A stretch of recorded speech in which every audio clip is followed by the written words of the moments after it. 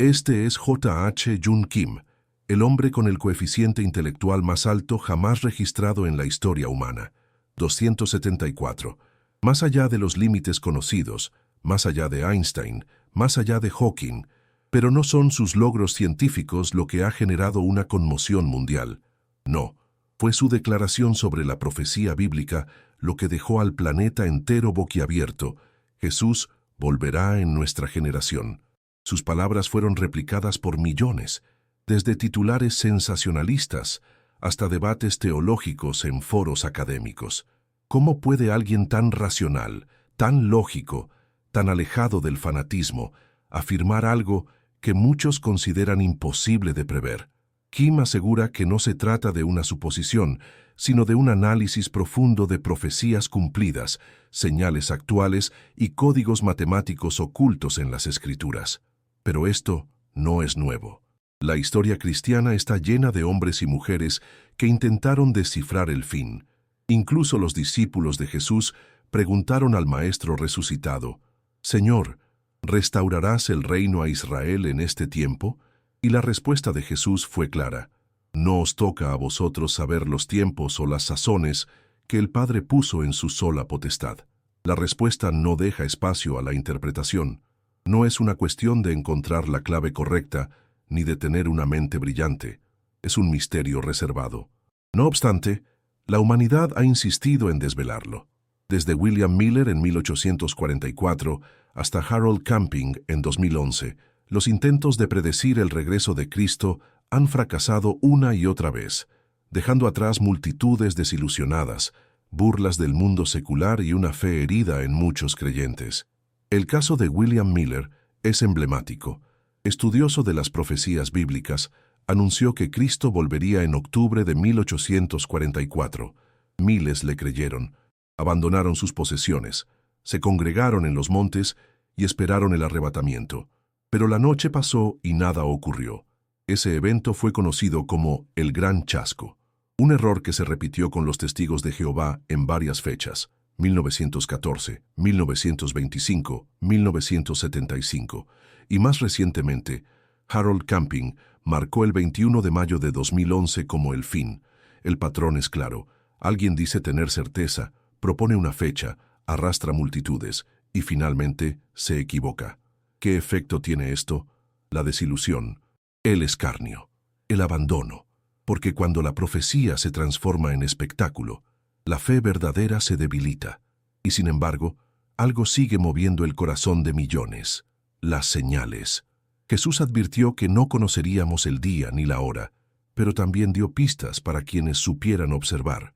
Señales como el auge de guerras, la multiplicación de terremotos, pestes, hambre, persecuciones, la predicación del Evangelio a todas las naciones y el renacer de Israel como nación.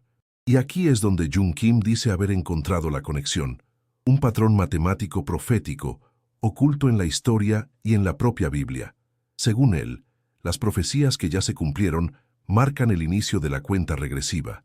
Por ejemplo, la destrucción del Templo de Jerusalén anunciada por Jesús en vida se cumplió literalmente en el año 70 de Cristo, cuando los romanos lo arrasaron piedra por piedra.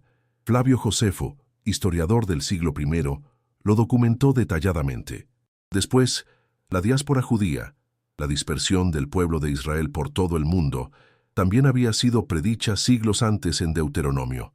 Durante casi 1900 años, los judíos vivieron sin patria, esparcidos, perseguidos, pero manteniendo su identidad y fe. Esto es un milagro histórico. Pueblos poderosos como los hititas o los amorreos desaparecieron. Israel no. Y luego ocurrió lo impensable. El 14 de mayo de 1948, en un solo día, Israel volvió a ser una nación. Exactamente como lo profetizó Isaías, 2700 años atrás. ¿Nacerá una nación en un solo día? La respuesta es sí. El reloj profético, como diría Kim, volvió a funcionar. Ezequiel también habló de esto en su visión del valle de huesos secos. Huesos que cobraban vida, volvían a unirse y se levantaban como un ejército. Así fue el renacimiento de Israel. Jesús también mencionó una señal: la higuera. En la Biblia, la higuera representa a Israel. Cuando veáis la higuera reverdecer, sabed que el verano está cerca. Por 2000 años fue un árbol seco. En 1948 brotó de nuevo. Y hay más señales. Jesús dijo, y será predicado este evangelio del reino en todo el mundo, y entonces vendrá el fin. Hoy en día la Biblia ha sido traducida a más de 3.400 idiomas. El 98% del planeta tiene acceso a ella. En 1900, más de la mitad del mundo nunca había oído hablar de Jesús. Hoy, solo el 3% permanece sin alcanzar. La profecía se cumple ante nuestros ojos. Y Jung Kim no es el único que lo ve. Teólogos, historiadores y eruditos bíblicos coinciden. Nunca en la historia de la humanidad tantas señales se habían alineado al mismo tiempo. Jesús comparó estos tiempos con dolores de parto. Usó la palabra griega odín, que se refiere específicamente a los dolores antes de dar a luz. Al principio son esporádicos, luego más intensos y frecuentes, hasta que llega el nacimiento. En el siglo XX, más de 100 millones de personas murieron en guerras. Hoy hay más de 50 conflictos armados activos en el mundo, terremotos, pestes globales, hambrunas. La creación gime, y según la profecía, lo que viene después es aún más sorprendente. La Biblia anuncia que un día, de forma repentina, millones de personas desaparecerán de la tierra. Este evento es conocido como el arrebatamiento. El apóstol Pablo lo describe así: porque el Señor mismo, con voz de mando, con voz de arcángel y con trompeta de Dios, descenderá del cielo, y los muertos en Cristo resucitarán primero. Luego nosotros, los que vivimos, seremos arrebatados juntamente con ellos en las nubes para recibir al Señor en el aire. Un suceso como este marcaría el inicio del desenlace final. ¿Y qué pasará con los que se queden? La Biblia responde: aparecerá un líder mundial carismático, inteligente, diplomático, con un discurso de paz y unidad, pero todo será una fachada. Este hombre es conocido como el Anticristo. Engañará a muchos, firmará un acuerdo de paz con Israel por 7 años y se ganará la confianza del mundo. Pero a la mitad de ese periodo, traicionará el pacto. Jesús habló de ese momento con claridad. Cuando veáis en el lugar santo la abominación desoladora de que habló el profeta Daniel, entonces los que estén en Judea huyan a los montes. Este acto sacrílego marcará el inicio de la gran tribulación, un período de sufrimiento sin precedentes.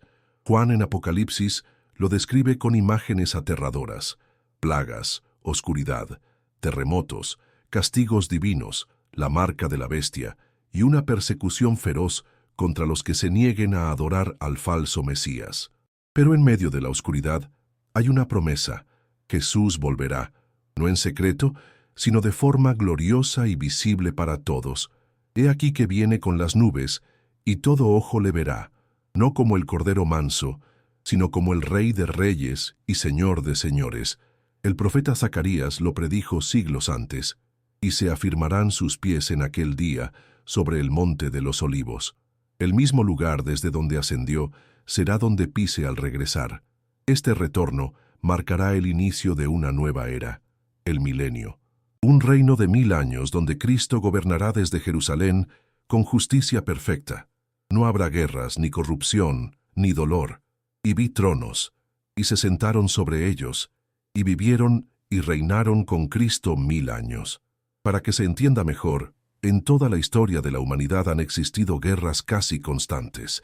De hecho, solo 268 años de paz mundial han sido registrados. El reino de Jesús durará casi 4 veces más que eso. Pero el milenio no es el final. Es el preludio del juicio más grande que el universo conocerá. La Biblia lo llama el juicio del gran trono blanco. Y vi un gran trono blanco y al que estaba sentado en él, y los muertos fueron juzgados por las cosas que estaban escritas en los libros, según sus obras. En ese día todo será revelado. Cada palabra, cada pensamiento, cada acción estarán expuestos. Nadie podrá ocultarse. Y tras ese juicio se cumplirá la promesa final. Vi un cielo nuevo y una tierra nueva, porque el primer cielo y la primera tierra pasaron. Será un nuevo comienzo, un lugar donde no habrá más muerte, ni llanto, ni clamor, ni dolor. No será una mejora del mundo actual, sino uno completamente nuevo, creado por Dios para quienes le aman. Ante esto, muchos cristianos caen en una trampa. En vez de vivir con esperanza, transforman la profecía en un rompecabezas para resolver. Se obsesionan con fechas, teorías conspirativas, predicciones, y se olvidan de lo esencial.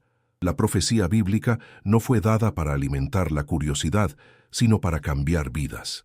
El apóstol Pablo lo dejó claro. La gracia de Dios se ha manifestado para salvación a todos los hombres, enseñándonos que, renunciando a la impiedad y a los deseos mundanos, vivamos en este siglo sobria, justa y piadosamente, aguardando la esperanza bienaventurada y la manifestación gloriosa de nuestro gran Dios y Salvador Jesucristo.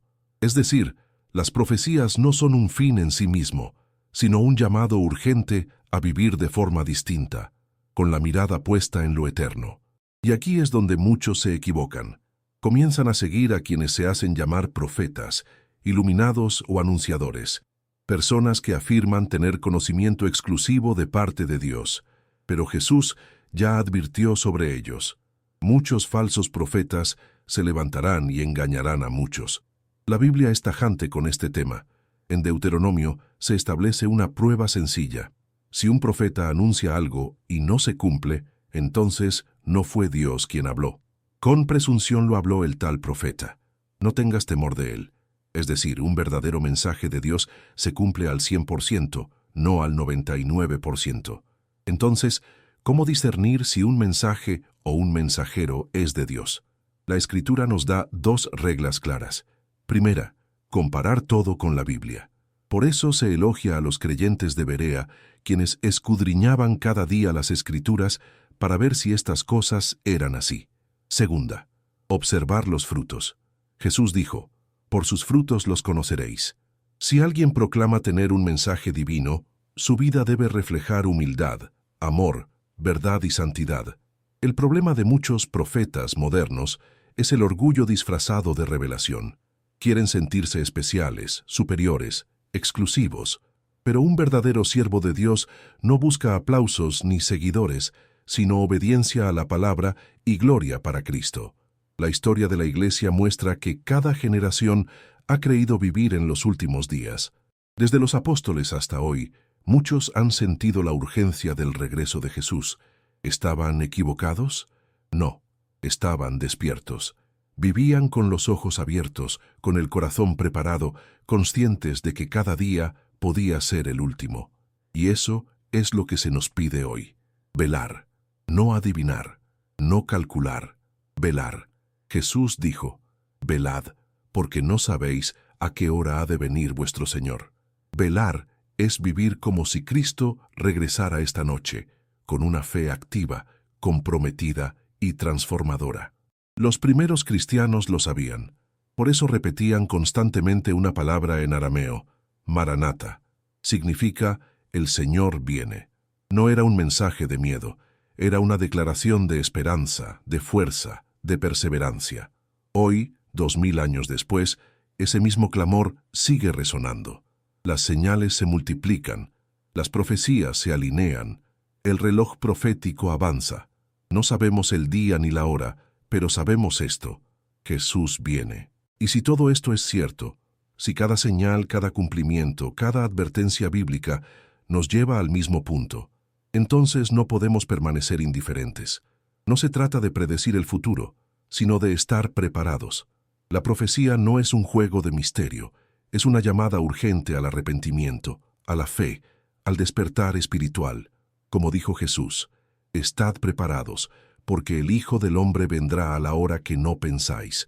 Que nuestras vidas reflejen esa verdad, porque más allá del cuándo, lo verdaderamente importante es el cómo estamos viviendo hoy. Maranata, el Señor viene.